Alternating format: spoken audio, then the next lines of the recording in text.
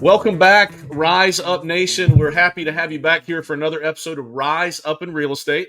We're in the middle of season 7. This recording is happening in August of 2025. You know, we're in coastal North and South Carolina, but I have a special guest here today. We are doing this little bit of discovery on what in the world. You know, this is a non-branded thing for me, but for these episodes, I'm branded. Like, I'm just going to tell you the story that's happening at REMAX right now.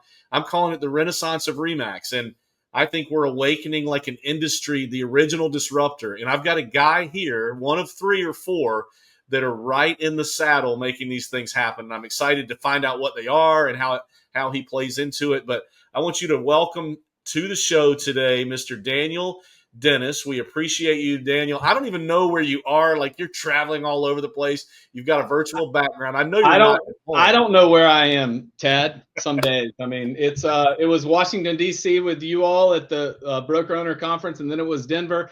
I think it will be Denver next week, and then it will be Louisville, Kentucky, which is our torchbearers group, which is our under 40 high performers. And so I got to act like I'm under 40. I got to start working out again or something.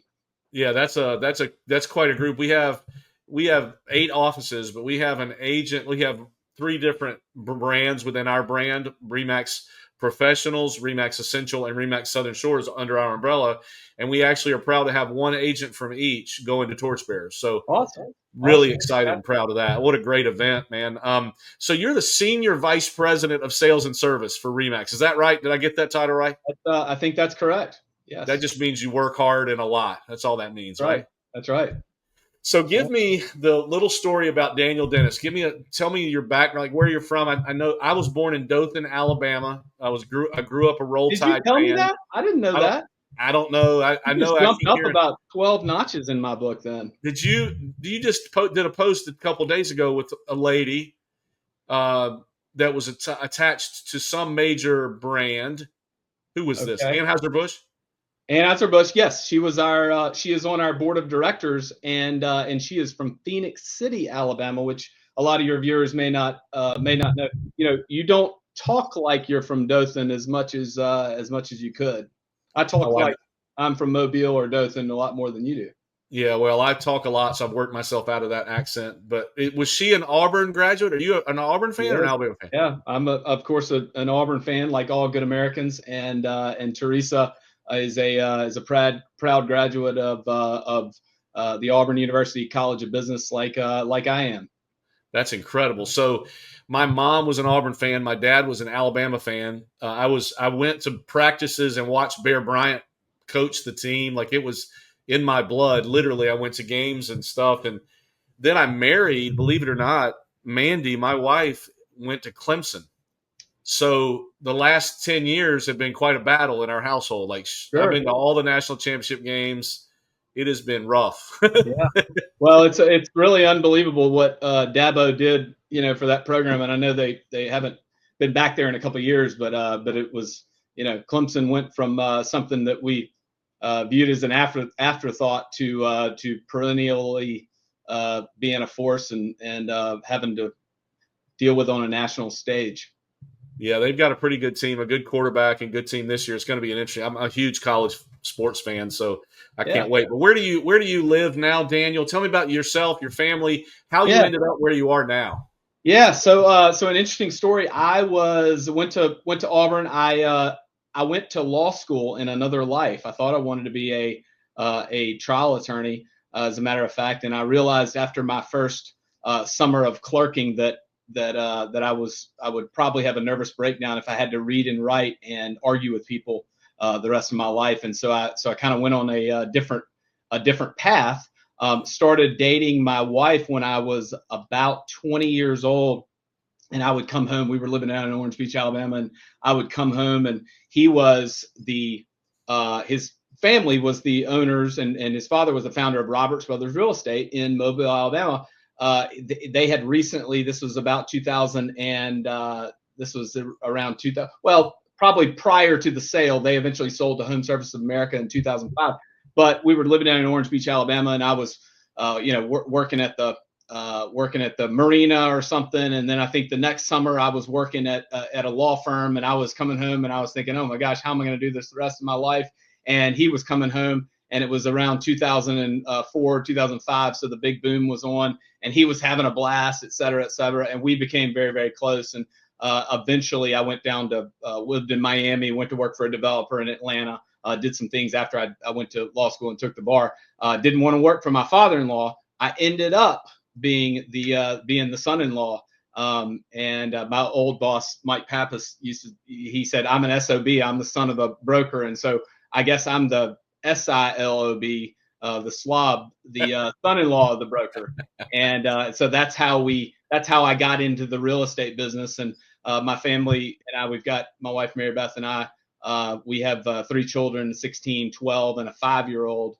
If I can even believe it. And about 3.5 years ago, we got a call from a guy that owns a real estate company in South Florida, fantastic guy and mentor named Mike Pappas, and he asked me to come down and lead a company called Illustrated Properties here in Palm Beach Gardens, Florida, between Jupiter and West Palm Beach. And so until 3 months ago, I was leading Illustrated Properties, doing exactly what you do every day. And you just, it's a reminder that you don't know how the world's going to end up. As I said on the stage at BOC, you just never know.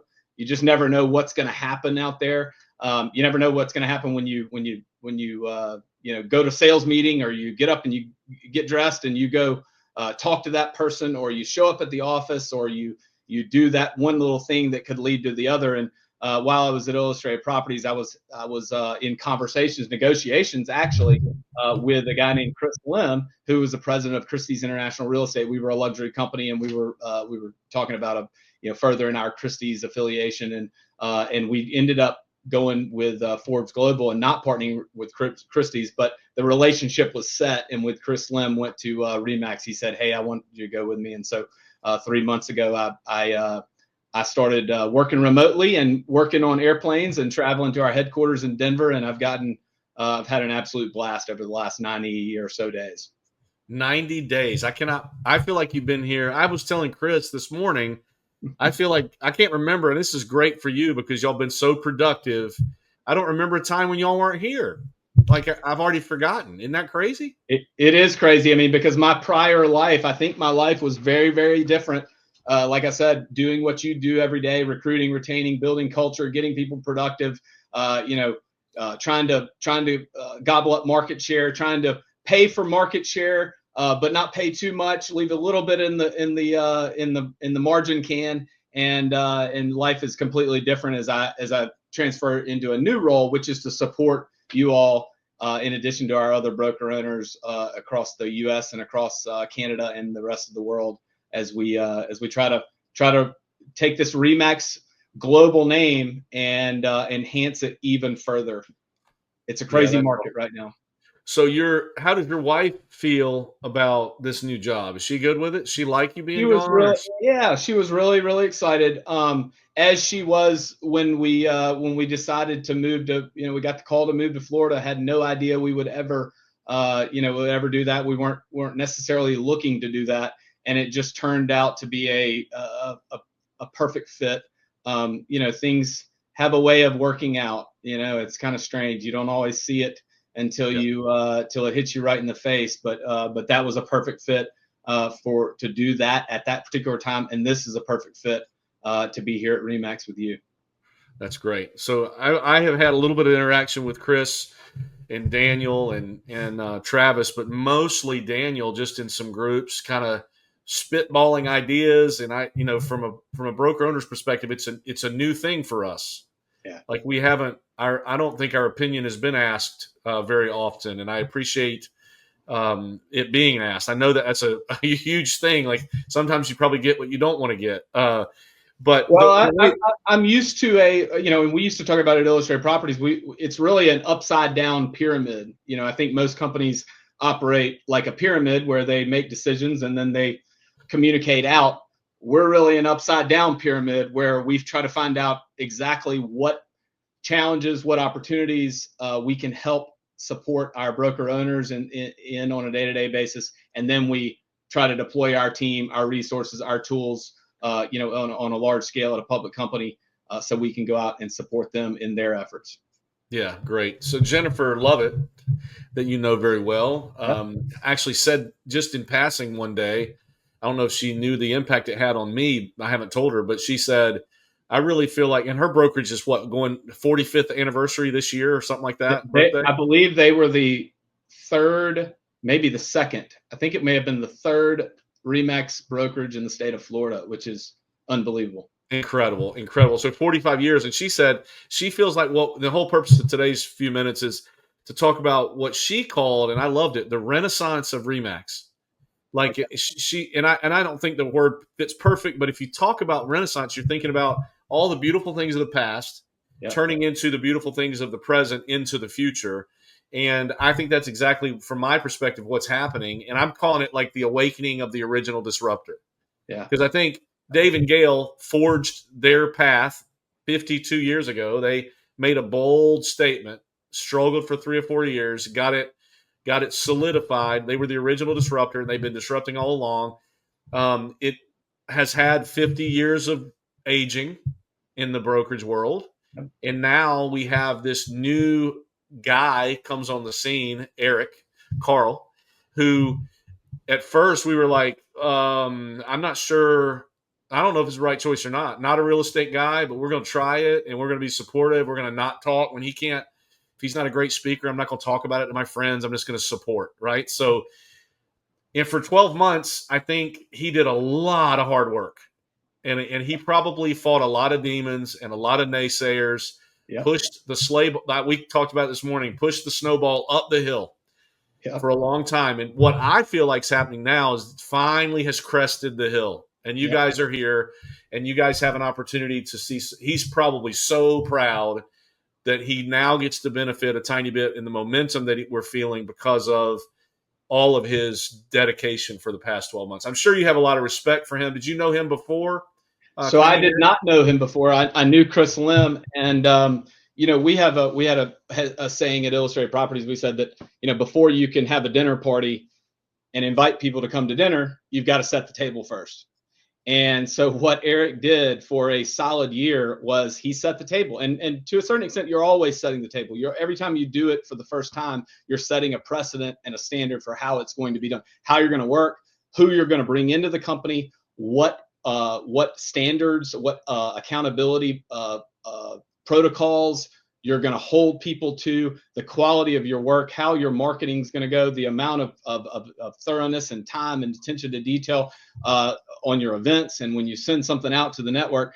And that's exactly what he's been doing. And so he's been slowly doing those foundational things in addition to building the team. And of course we had our broker owner conference, and we came out the door with a new fee model and different offerings and all kinds of different stuff. And we still got a zillion things that they're going to be coming over the next 12 months that we haven't even gotten to yet. And so it's really, really exciting. I'm kind of, you talk about, your journey and how did you end up here and all that kind of stuff. It's kind of like I'm in, when you buy a company at it. We bought our number one competitor in Mobile, a lady named Mickey Russell, Dolphin Realty. They were our number one competitor. I mean, it was big news in our mid-sized market, et cetera, et cetera.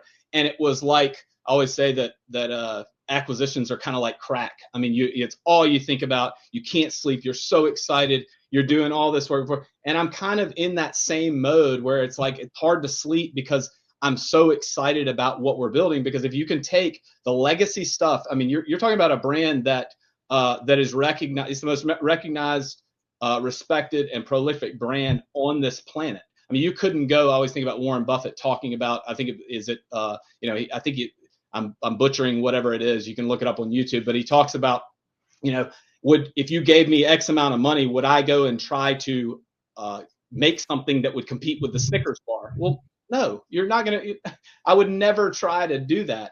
And so when you can combine something that people spend millions and millions and millions of dollars to build in terms of goodwill and reputation, and then you combine it with a new sense of energy, new technology, a new approach, an interest in absolutely clearing out all the noise and doing only the most important things, all those things that we're thinking about now that we have not thought about forever. We have a recipe that makes this at REMAX the number one opportunity in real estate. I had people all the time, because I was at a luxury company, South Florida, the highest price point in the country. I said, you're going to REMAX, it's national. I said, this is the absolute biggest opportunity in real estate because you have the brand, which you can't duplicate.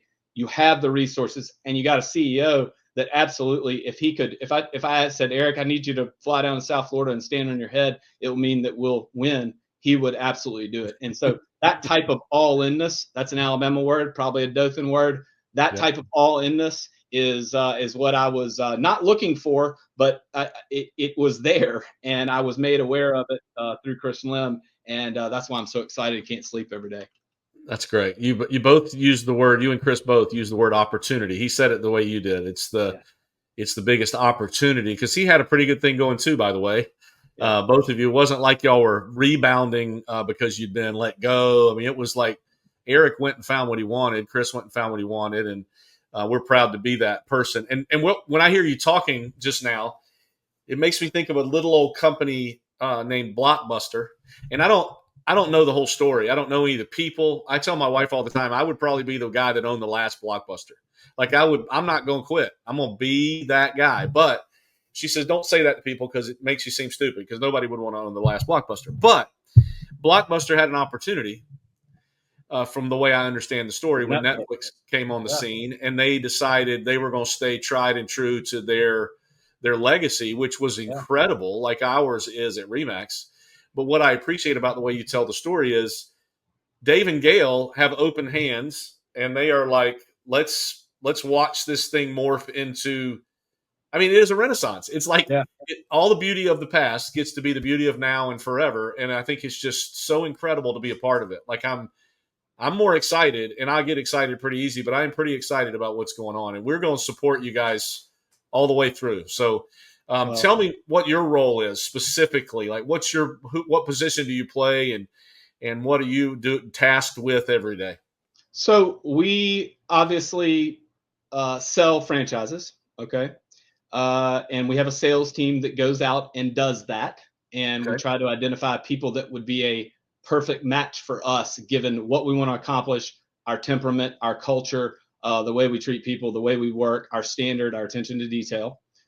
Then we onboard. We have an onboarding team. So if you come in and you are, as you did at one point, you brought your company over, we have an onboarding team to make sure that your agents are taken care of, and that is as seamless as it possibly can be. And you retain all of your agents, not just retain them by keeping them, but retain them with a smile, right? And so we have an onboarding team. We have a service team. It's a team that takes care of companies like yours. So we have a team of franchise. We call them franchise performance consultants. And so when if you want to look at your P&L and say, how are my units per agent? How does it look compared to the rest of the network or the other companies that are doing well? What's my square footage per agent?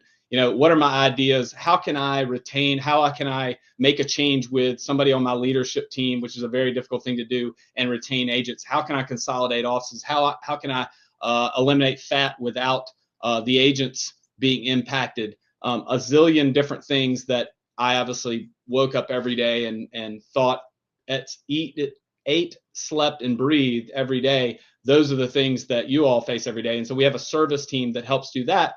We have an education team, a learning team that helps prepare our agents and our brokers for running the company or maximizing their sales business to achieve their goals on the ground. And then we have what we call global, which is global is we have a Canadian division, we have the U.S., and then we have global. And global is everything that's not the U.S. or Canada. And so, overall, you're talking about 140,000 agents worldwide. And we want to bring, and this is not something we've launched or announced, this is probably an R4 type thing, but we're already starting to talk global. Chris, obviously being part of Christie's, he saw the benefits of being affiliated with a global brand and something that was recognized. He saw the benefits to his agents, his broker owners out there of being a part of something bigger than yourself. And whether you're in Wichita, Kansas, or Mobile, Alabama, or Manhattan, there is an advantage to being a part of what we are a part of. We're going to do a better job of communicating that global message and explain to our broker owners and to our prospects what that means. And so all those different aspects, bringing Chris and I on, it allowed the company to structure our departments in a way that we could control the experience, again, from the onboarding to the sales, the onboarding to the service to the education, and of course the global companies as well. So just a small job description, but you have a lot of passion for it. Like you were doing our job, and I guess now the way you look at it is you get to support us. Yeah, you probably longed for that kind of support. If you were getting it, but you probably needed and wanted things, and now you know it. Now you know how to do it. Well, I was sitting there. So, Tad, I was sitting, and of course, I ran a company since I was 30 years old, and so you can possibly make. Made a few good decisions along the way too, but I was sitting there with one of our franchise performance consultants, a guy named Gary Blacker, and he was talking about something that he had done with one of his owners, where he was doing an analysis of square footage per agent, and how did it compare to other top performing companies, what their bottom lines were as compared to his bottom line, and they were brainstorming all these things, and I had this thought. I had kind of a so I ran a company, but it wasn't an academic approach. I just did it because I knew, I learned to understand all of those things and how to influence those things. But I don't know if I articulated it like he was doing it, or did it deliberately like he was suggesting that he was doing for his owners out there. And I thought, oh my gosh, if I'd have had you, I would have been talking to you all the time, because if you can combine that realistic School of Hard Knocks with a little academia, and he's worked in a real estate company. It's not just academia, but some formal training.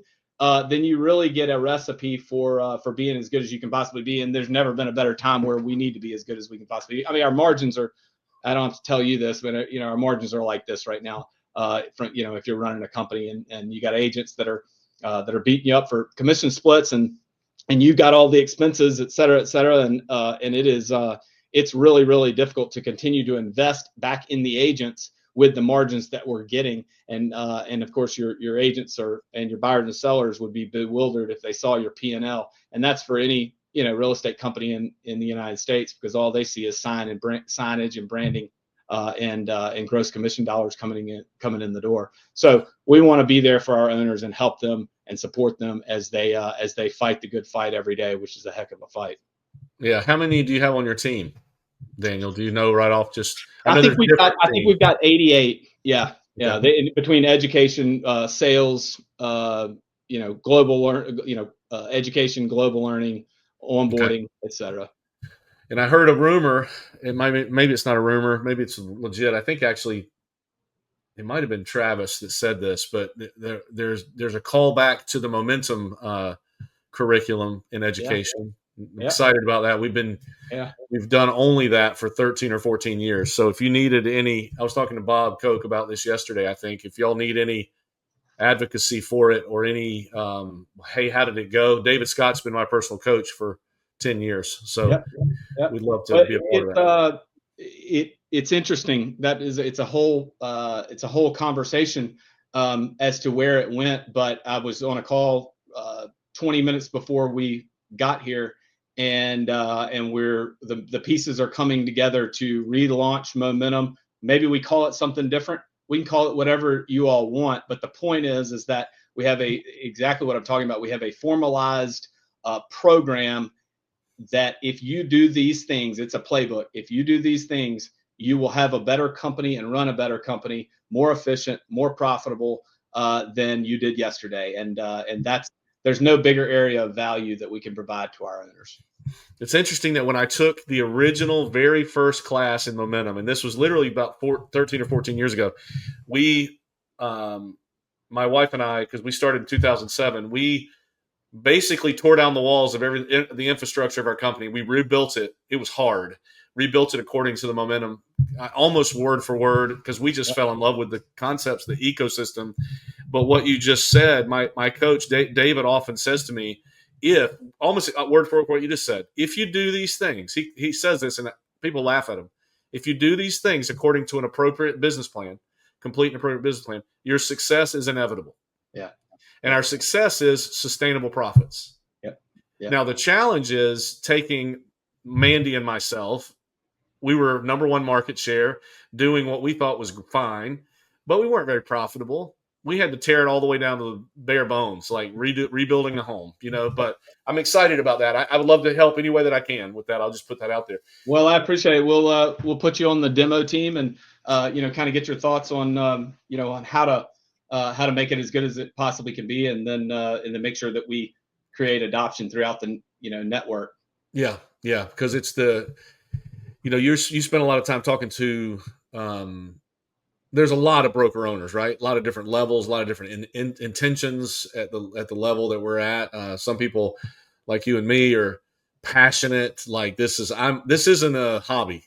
My life savings is here. This is. I hadn't figured out how to do it as a hobby. I think you get run over really quickly if that happens. Yes. Tell me what your superpower is, Daniel. If you had to narrow down one, and you can think about it and tell me later on, a few minutes later, but what are you really good at? And people don't love talking about this, but what's your superpower, your secret that you bring to the team? This is the kind of question, Tad, that you're supposed to send out like before, so I'll have time to think about it, But I never do that. We didn't have whatever you thought of, Dennis, whatever Daniel, whatever popped in your mind. And I call you Dennis because Tom Maynard calls you Dennis. Like everybody does. Yeah, I'm used to it. Is that I don't like that. I want to call you Daniel because that's your first name. But whatever you thought of is what it is. So just tell me what it is. Well, it's not helping our Auburn football team identify quarterbacks or figure out how to recruit offensive linemen over the last 5 years. But we're working on that. And if I had a superpower with regard to that, then that would be great.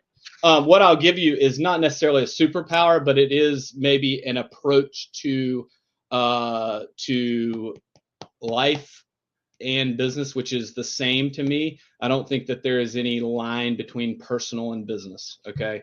You hear people say, "Oh, well, that's just business." Well, we always advocated a culture in our companies that, number one, invest in people professionally, but also personally. That's how we define culture. And we always said that, if we can make you a better mom, better husband, better wife, better spouse, by the way, sell more houses, then that was our highest and best use. And that was our mission for doing everything that we do, and getting up really early in the morning and working really late to do.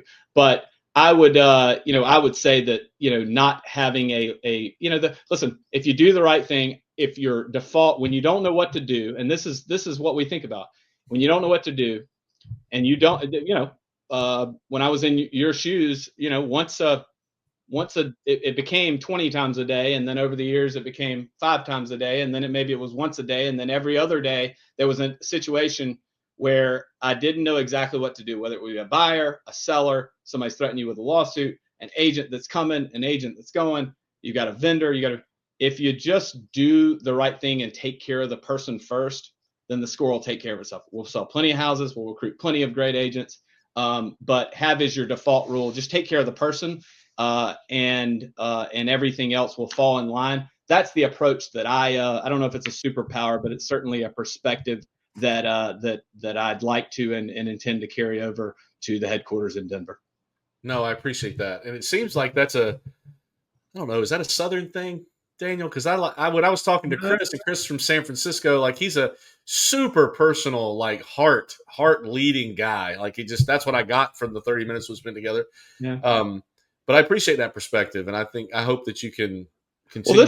Well, this is a heart business. I mean, you look at, if you wrote out on paper what you do for an agent or what you do for a buyer and seller, and everybody was submitting things on paper, it's almost become commoditized if you view it from the standpoint of an item on a list that you're selling and charging for. But this is a heart business, and I had the opportunity to grow up in Home Service of America, which is Warren Buffett's Berkshire Hathaway's wholly owned company. We were all independents, and like I said, I was with Roberts Brothers, and I got to be around these incredible mentors and people that started these real estate companies and led these real estate companies all over the country. And they were,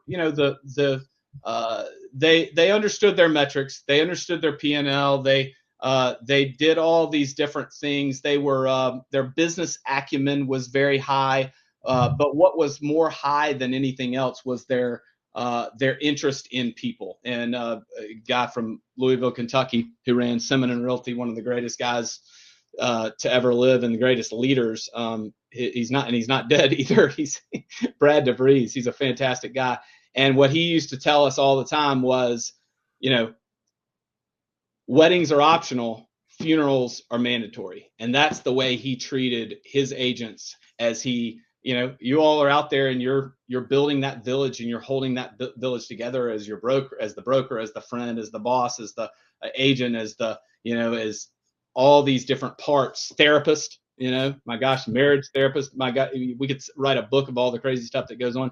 But as we do all those things, if you're people first, meaning your default is take care of the person first, then the score will take care of itself. Yeah, I love that. We could talk about that forever. I mean, that's kind of our philosophy here, and I appreciate you saying that's where you kind of the drumbeat you march to. Tell me what, if I'm looking at this Renaissance, as a broker owner, I want you to talk, because I think our listeners will be primarily broker owners, agents in the marketplace.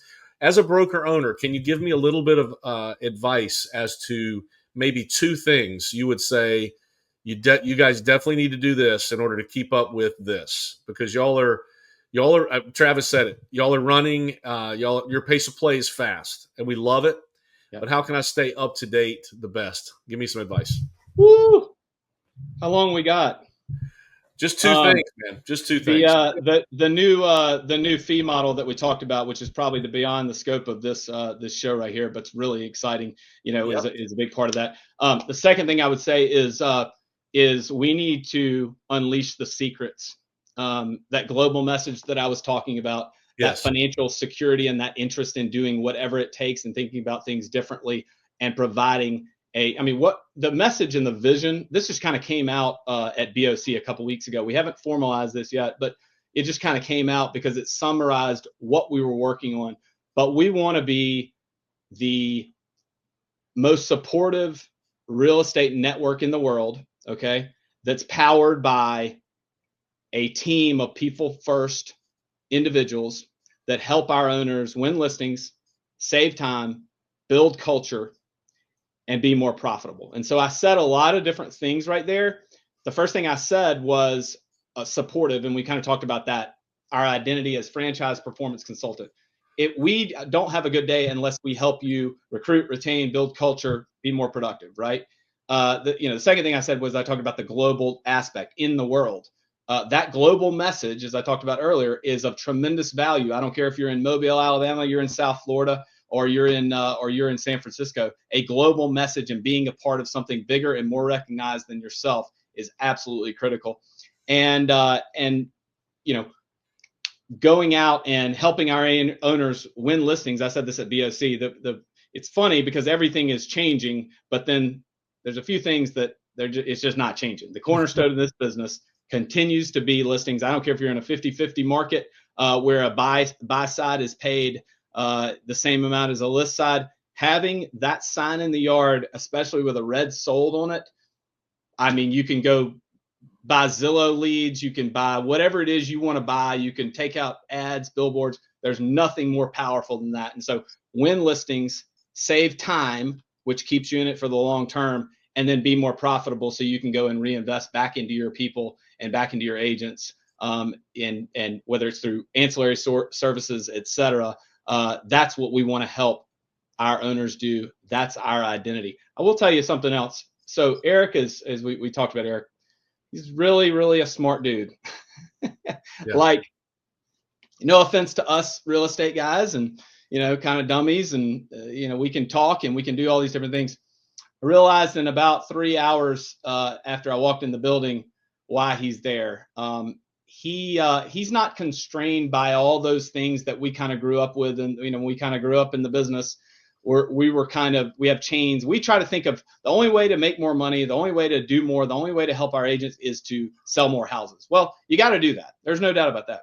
But when you have an audience of 140,000 agents and the most respected and prolific brand in the world, there are other ways to increase revenue, which of course it's exactly what we need, so we can reinvest back into our agents, into our offices, and all the things that keep the engine going. And I think his background and his insight into that will be a huge category. And I don't see another real estate network in this country doing it.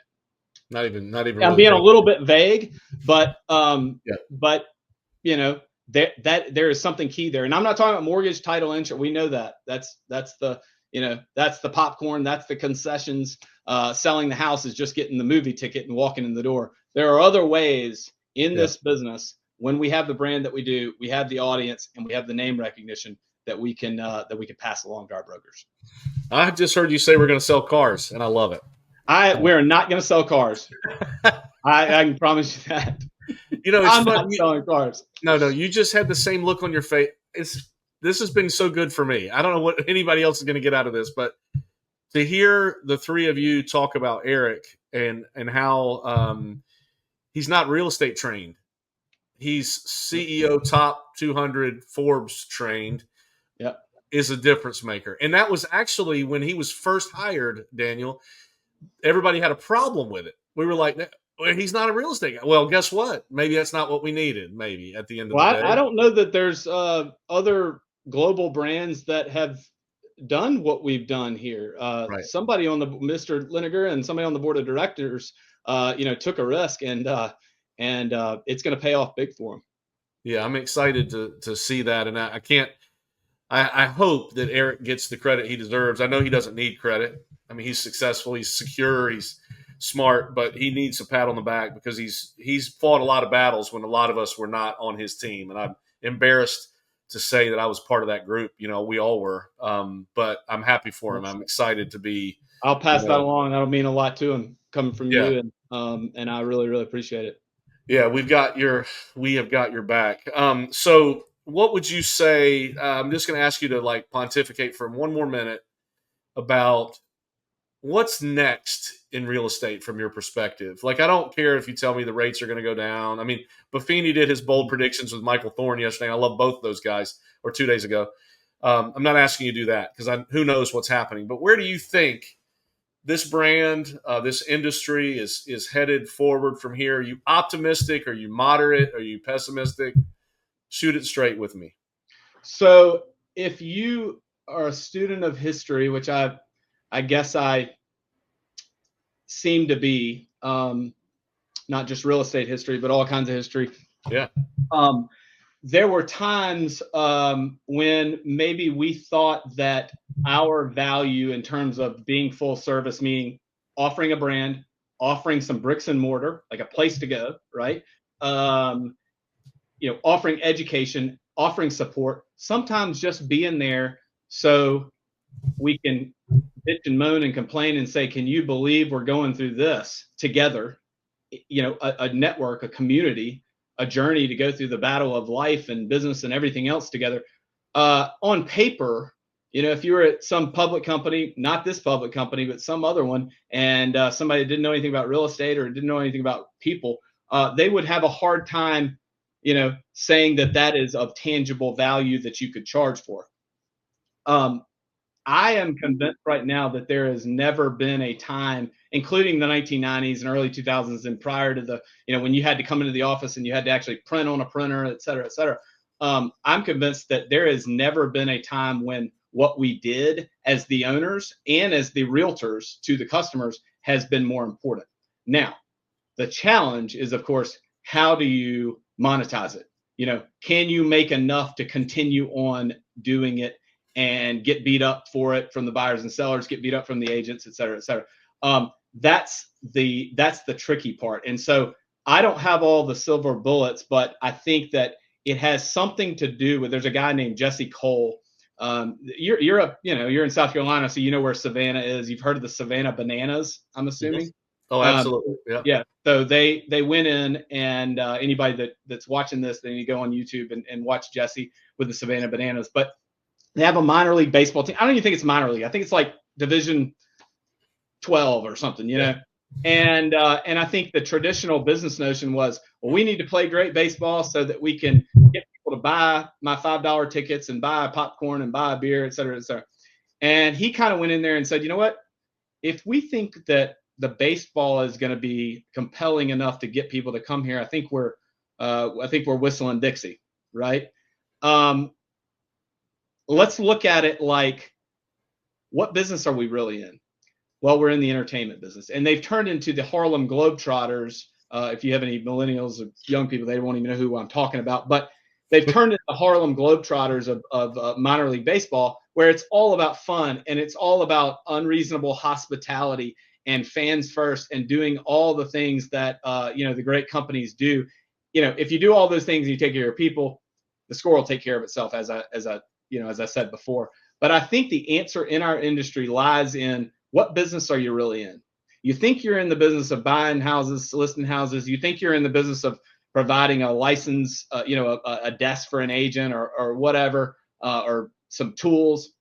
What business are you really in?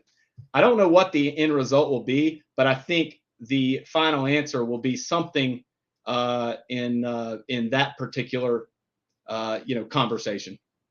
Have you guys? Do you feel like we're on to it at REMAX? I do, because I think that when we talk about making revenue, so we can reinvest back in our companies through other means other than ancillary services and selling houses, yes, that's the most transformational idea. Now, how you actually do that, you surround yourself, like Eric has done, with smart people that may not come from the real estate business. When I think about doing more, I think about, let's get more listings, and you got to do that. Let's do all that. But he thinks about, while we're doing those things and getting them in the door, he's thinking about increasing margins so that we can go out and we can do more with what we've got.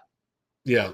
Excellent point. If you guys, the listeners here, haven't listened to Jesse Cole's podcast, he's the guy in the yellow tuxedo. They started if you read the whole story, it's incredible. We follow them very closely because we're so close, and you can't get tickets, but they just sold out the Red Sox Stadium. They sold out Clemson Tigers Stadium, 80,000 people 2 nights in a row. The Carolina Panthers Stadium. He's had people beg that let him buy it, and just he and his wife say no. And he is so passionately committed to what's best for the consumer. It's just so crystal clear. He makes Chick-fil-A look mediocre, and you don't make Chick-fil-A look mediocre. It's about the same, right? He's the Chick-fil-A of baseball. The way they do things, but they do something called plussing. If you've listened to his strategy. I didn't know that. Plussing. Tell me that. Yeah. So what they do after every single game is has a group of 10 people on his staff, and they walk around and they talk about what just happened. And now the first time you do this, it makes sense. But if you do it every night, you get to you start thinking about things like, I don't know if you know this, but if a fan in the stadium catches a ball, the batter's out. Yep. That's an out. Yep. And if they get enough outfielders or infielders to catch the ball while they're doing a flip, it gives them points. It's all a time thing. So they walk around at the end of the game and go, what went well? How can we plus this experience? What can we do? I ordered a hat. I saw some kids at Starbucks one day, high school kids, and they had I'd never heard of them 3 or 4 years ago, had Savannah Bananas hat on. I said, where'd you get that? That was pretty cool. And they go, have you never heard? These were high school kids, obsessed. So I ordered a hat. The hat came in the mail. I got a jersey too. The box smelled like bananas. When I opened it, they had scratch and sniff tissue paper in the box. Next level. That's what they do. They're trying to figure out, how can you do a little bit more? And you've been in luxury. Listen, I've seen some of the houses that you guys list and sell. That's what you have to do at a certain level. But can we do it as a network? Could we be that at REMAX? You absolutely can, because and what you're talking about is a mindset that I said on stage at BOC. Attention to detail happens by design. It doesn't happen by default, and it doesn't happen because you're listing a $20 million house, or it doesn't happen in his world because you've got the '90s Braves versus the the 90s Yankees out there playing. He's got players that couldn't make it. Luxury, and this is the biggest message that we are passing along, Chris and I, to our support team, service teams, and sales and education. Luxury is not a price point. Luxury is a standard of service, and we can do the same thing. So making that attention to detail, that Ritz-Carlton level service, it didn't really cost them a whole lot of money to have a scratch and sniff sticker in that paper thing to make it smell like bananas. But what it did was it created an impression on you that will probably be an impression that you repeat over and over and over again. And it costs very, very little. I think in the real estate industry, we have a lot of blinders in this industry. A lot. This is like a 7-beer conversation, okay? Yeah. But one of the biggest blinders that we have is we think of luxury as something that we provide to a $10 million home, or a five. If I'm in Mobile, it's $2 million. If I'm down here in Palm Beach, it's $20 million. But it doesn't really matter. That was one of the things I was like, man, I get this call to move down from Mobile to Palm Beach. I've never been in a $30 million house. How is it going to be different? Well, the difference is I didn't know it, but we were a luxury company in Mobile, Alabama, because it was a standard of service. Even though we were selling $1-2 million homes on the top end, and a lot that are less than that, we were still a luxury company, and we were providing the same services that we offer to our $20 million clients down here on Jupiter Island. And that's probably why you got the call, because you were doing that at the $1 or $2 million level. What you said, luxury is not a price point; it's a what? Standard of service. Okay. I'm going to write that down. I am going to have you back on the show, because I think we could do a show on the blinders of real estate. It's a lot of them. We are in a very unsophisticated industry. Eric has made us all realize that, and it's really, really fun when you have a whole conversation. We should do that. Yeah, he is. So one of the things I've been talking about, and we'll go after this, is I'm ready for us to have a voice again at these nonsense places like Inman, Riz Media. I didn't say nonsense. I said those places like those. And I'm proud that he finally got a little bit of a voice, and they're listening a little bit, because I believe when he finally if they give him a fair shot, I think the things he talks about are different. It's not the same old, same old. They're different, but they're also what I told him personally is that, and Chris told him this as well. What we appreciate is when he gets up every day, he doesn't think about getting into the fray of some nonsensical MLS conversation and battle out there. When he wakes up every day, he thinks about, okay, how can we bring on better franchises? How can we support our broker owners? How can we provide elite marketing? How can we provide elite technology so they can go out and they can, again, win listings, save time, and be more profitable? That's awesome. You guys use the same terminology. It's clearly a drum beat that you're following. And I want to just tell you, from our perspective, we're proud to have you. I really appreciate you taking a few minutes to talk to me and kind of open up your playbook. I can't wait to see where we go next.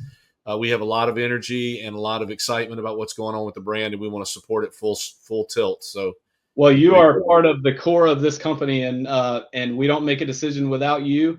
And I can't thank you enough for the representation that you set. There's a ninja selling term that says your vibe attracts your tribe.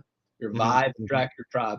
And so when we have the vibe of people that do the right thing, no matter who's looking, work hard, represent themselves, their family, their local network, their community in the highest manner possible, what it does is it penetrates outward, and you start being a magnet to similarly situated and like-minded people with that type of character. And we really, really are grateful for everything that you do for the REMAX network.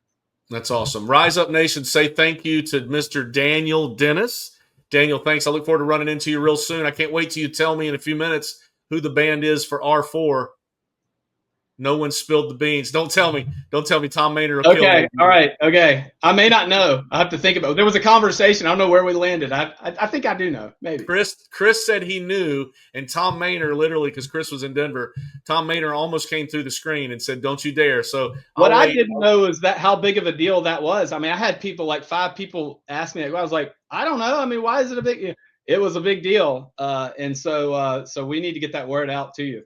Well, that's all. A lot of people go to Broker Owner Conference only for that. This year, you guys brought content. You actually brought content and energy and growth and all that. But usually, that's my phone was blowing up. I wasn't even at BOC this year. My phone was blowing up with agents going, "Who's the band? Who's the band?" Because they knew that's why we were going. But thanks very much for being there. Appreciate you. They better be good then.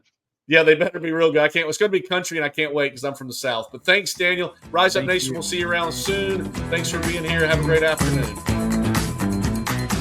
Well, hey, that's a wrap, folks. Thank you so much for listening to Rise Up in Real Estate. If you liked hanging out with us today, please find us on Facebook, Instagram, and YouTube at Rise Up in Real Estate. Also, follow us right now on your favorite podcast host to hear more episodes. We really appreciate you spending some of your time with us. And until next time, let's do each other a favor and all help each other rise up.